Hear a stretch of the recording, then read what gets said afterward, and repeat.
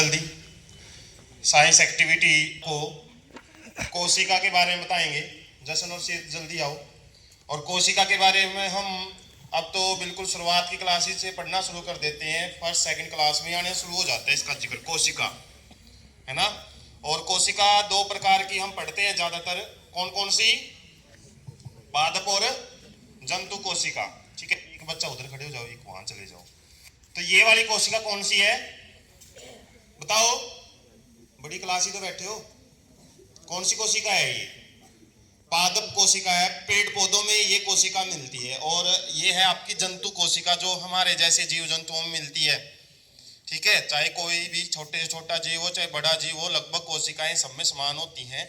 और कोशिका के बारे में पता भी होगा आपको, थोड़ा आइडिया दे दूं मैं। हमारा जो शरीर है, जिस तरीके से आप बिल्डिंग बनाते हो या फिर कोई दीवार बनाते हो तो ईंटों से बनती है वो, है ना। ईंटों को चिपकाया जाता है तब जाके वो दीवार बनती है। जब दीवारें खड़ी होती हैं तो फिर कमरा बनता है ना, छत डाल के। और इसी तरीके से आगे हमको बिल्डिंग बनानी है तो कमरे बनाए जाते हैं। इसी तरीके से हमारा जो शरीर है वो भी कोशिकाओं से मिलकर बना होता है। हमारे शरीर में बहुत सारी कोशिकाएं होती हैं। किसी को आइडिया है कितनी को होती हैं? हालांकि बताया तो है मैंने 9th क्लास को, कितनी कोशिकाएं होती हैं यदि काउंट करने लग जाएं? कितनी है? हाँ, 37 ट्रिलियन कोशिकाएं हमारे शरीर में। अब ट्रिलियन का मतलब हो सकता है बहुत कम बच्चों को पता हो, या किसी को पता है ट्रिलियन किसको बोलते हैं? कितना होता है 1 ट्रिलियन?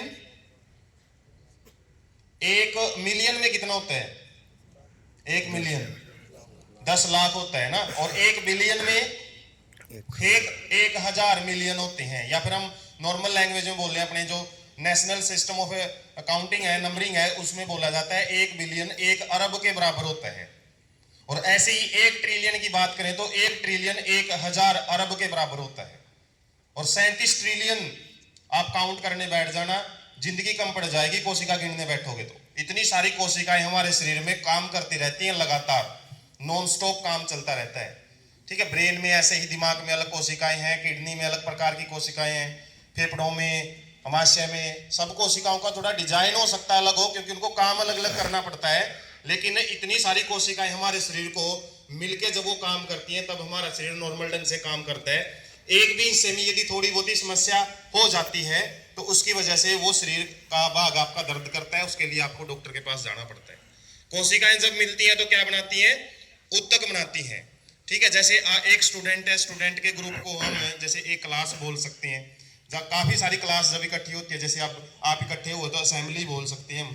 ठीक है, असेंबली एक स्कूल की होती है, ऐसे स्कूल के ग्रुप ऐसे बनते हैं। ऐसे ही हमारे शरीर में कोशिकाएं जब मिलती हैं तो उत्तक बोलते हैं। उत्तक जब मिलते हैं तो अंग बनते हैं। ठीक है, अंग जैसे हाथ पैर वगैरह है, फेफड़े, हृदय, ये सारे अंग हैं हमारे। और जब अंग मिलते हैं तो क्या बनते हैं?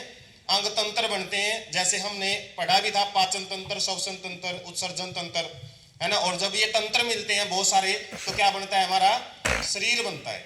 हमारे शरीर में लगभग 79 या फिर आप 80 के आसपास बोल सकते हो तंत्र हैं। ठीक है, जैसे नर्वस सिस्टम, तंत्रिका तंत्र, काफी सारे तंत्र होते हैं। हम मेन से 5-7 तंत्रों के बारे में पढ़ते हैं। ठीक है, और जो जिस दिन मैंने हड्डियों के बारे में बताया था वो हमारा कौन सा होता है? कंकाल तंत्र बोल सकते हो आप उसको, स्केलेटल सिस्टम। तो इस तरीके से हमारे तंत्र काम करते हैं तो एक ऑर्गेनिज्म, एक शरीर बनता है। तो इसी कोशिका के बारे में हम थोड़ा सा आइडिया लेंगे क्या क्या होता है। हालांकि 9th क्लास में ज्यादा डिटेल में आता है, उसके बाद 11वीं क्लास में पूरा चैप्टर आता है, फंडामेंटल यूनिट ऑफ लाइफ, मतलब सबसे मूलभूत इकाई होती है हमारे शरीर की। यहीं से सारे काम शुरू होते हैं। हमारा शरीर एक यूनिट के रूप में जो काम करता है, कोशिकाएं मिलकर ही काम करती हैं। तो थोड़ा आप ज्यादा डिटेल से बताना और डिटेल से आप सुनने की कोशिश करना। ठीक है, उद्देश्य, आज हम जंतु कोशिका एनिमल सेल के बारे में विस्तृत अध्ययन करेंगे। जरूरी जानकारी, एक मानव के शरीर में 37 ट्रिलियन सेल्स होते हैं। इसका अंदाजा आप इस बात से लगा सकते हैं कि एक सुई की नोक के नीचे लाखों करोड़ों कोशिकाएं आ सकती हैं।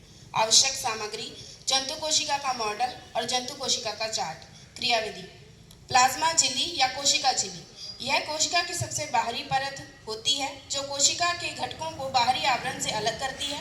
यह सिर्फ कुछ आवश्यक तत्वों को ही कोशिका में प्रवेश करने देती है, इसलिए इसे वर्णात्मक पारगम्य झिल्ली भी कहते हैं। दूसरा है केंद्रक, यह कोशिका के बीचों बीच स्थित होता है, जिसे इंग्लिश में न्यूक्लियस कहते हैं।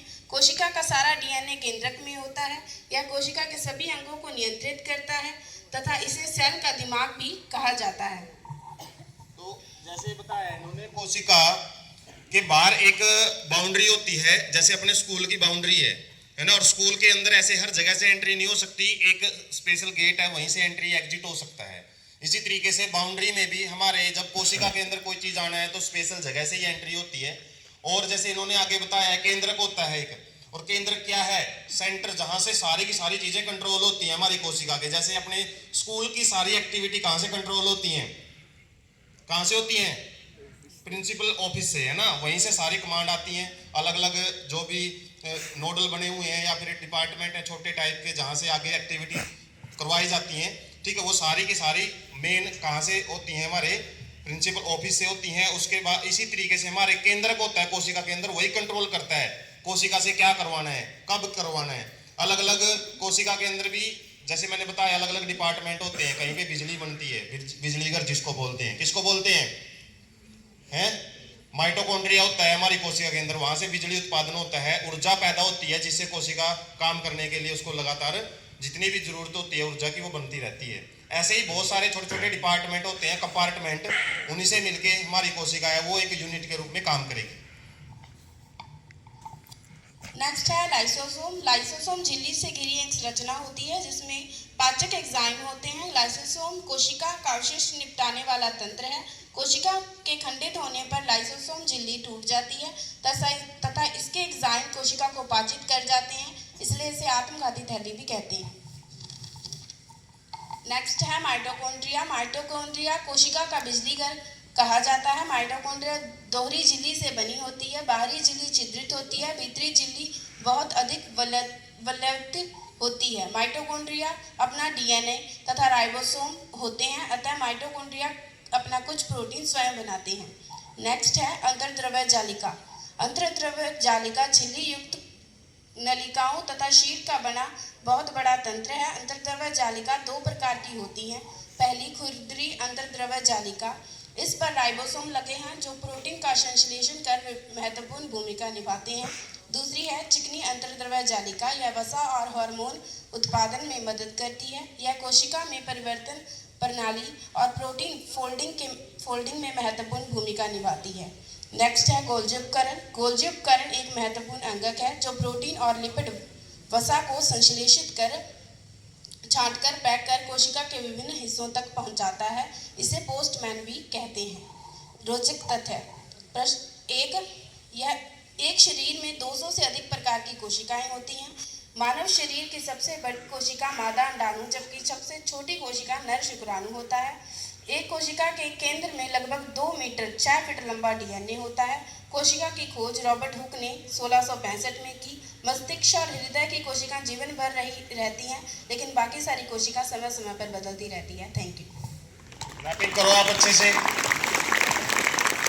थोड़ा सा आइडिया आपको देने की कोशिश की गई है। जैसे कुछ नाम है जो वो याद रखने हैं आपने। जैसे माइटोकॉन्ड्रिया मैंने बताया है, केंद्रक है, इसके अलावा वैक्यूल भी होते हैं, इसके अलावा अंतर्द्रव्य जालिका जिसको एंडोप्लाज्मिक रेटिकुलम बोला जाता है, क्योंकि मेडिकल साइंस में तो आपको इंग्लिश में ही सब याद रखने पड़ते हैं, ठीक है। इसके अलावा इन्होंने लाइसोसोम के बारे में बताया था, सुसाइडल बैग बोलते हैं उसको, आत्मघाती थैला। यदि कोशिका को यदि लगता है ना कि भाई उसका अस्तित्व मतलब आगे यदि बनी रही कोशिका तो आगे शरीर के लिए खतरा हो सकती है। कई बार ये होता है ऐसा कि शरीर कोशिका के अंदर कुछ ऐसी प्रॉब्लम आ जाती है कि उसको खत्म करना जरूरी हो जाता है, ठीक है। डीएनए में कहीं ना कहीं गड़बड़ आ जाती है। डीएनए में यदि थोड़ी सी गड़बड़ आ गई ना किसी कोशिका में तो वो कैंसर बन जाता है। कैंसर से कोशिकाएं बनती रहती हैं तो शरीर को नुकसान पहुंचता है। तो ऐसी जगह पे यदि वो चीज डिटेक्ट हो जाती है तो लाइसोसोम क्या करता है, अपने आप को मतलब एक बम की तरह काम करता है, वो फट जाता है। और जैसे फटेगा तो कोशिका को सारी की सारी कोशिका को डैमेज कर देता है, कोशिका खत्म हो जाती है, ठीक है। इस तरीके से हर एक कोशिका ना अपने आप में पूरा सिस्टम होता है काम करने का, ठीक है। और ऐसे ही देखो कितनी सारी कोशिकाएं हमारे शरीर में काम करती रहती हैं। तो आज हमने पादप नहीं जंतु कोशिका के बारे में समझा है। पादप कोशिका थोड़ी सी अलग होती है, बाकी सारी बातें लगभग सेम ही है। ये यूकैरियोटिक कोशिका